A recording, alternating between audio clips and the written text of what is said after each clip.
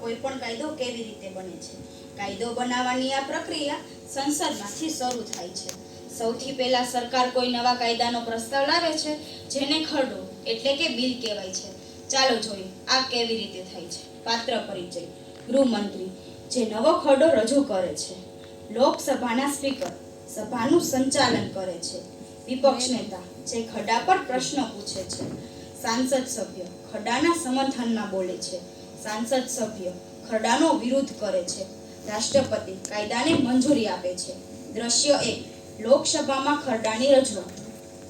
આદરણીય સભ્યો, સભાનું કામકાજ શરૂ થાય છે. હવે આપણા ગૃહમંત્રી શ્રી જેનિશાબેન એક નવો ખરડો રજૂ કરશે. માનનીય સ્પીકર મેડમ, આ બાળ શિક્ષણ સુધારણા ખરડો 2025 છે. આ ખરડાનો મુખ્ય ઉદ્દેશ આપણા દરેક બાળકને ધોરણ 8 સુધી મફત અને ફરજિયાત શિક્ષણ આપવાનું છે. આનાથી આપણા દેશના ભવિષ્યને મજબૂત બનાવી શકાશે. ખૂબ સરસ. ખરડો રજૂ થયો છે. હવે આ ખરડા પર ચર્ચા અને વિચારણા કરવામાં આવશે. દ્રશ્ય 2. ચર્ચા અને મતદાન. ખરડો રજૂ થયા પછી તેના પર વિગતવાર ચર્ચા થાય છે. સાંસદો પોતાના વિચારો રજૂ કરે છે અને જરૂર જણાય તો ફેરફાર પણ સૂચવે છે. માનનીય સ્પીકર મેડમ, હું આ ખરડાનો વિરોધ કરું છું.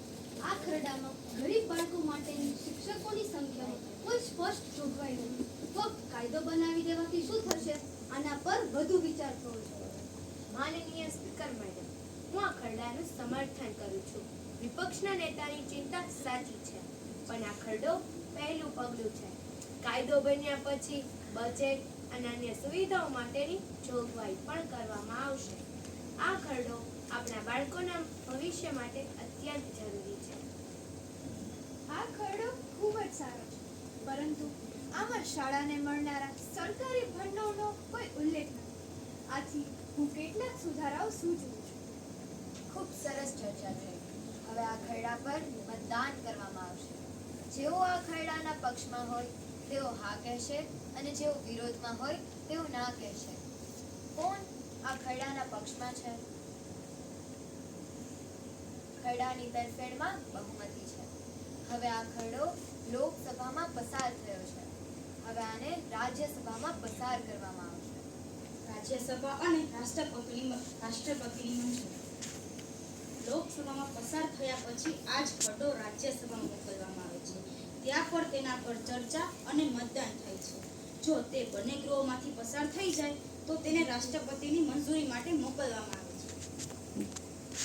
માનનીય અધ્યક્ષ, આ બાળ શિક્ષણ સુધારણા ખરડો 2025 છે. આનાથી આપણા દેશના ભવિષ્યમાં મજબૂત થઈ શકશે. આ રાજ્યસભા અને લોકસભા બંનેમાંથી પસાર થઈ ચૂક્યો છે. હવે આપની મંજૂરીની જરૂર છે.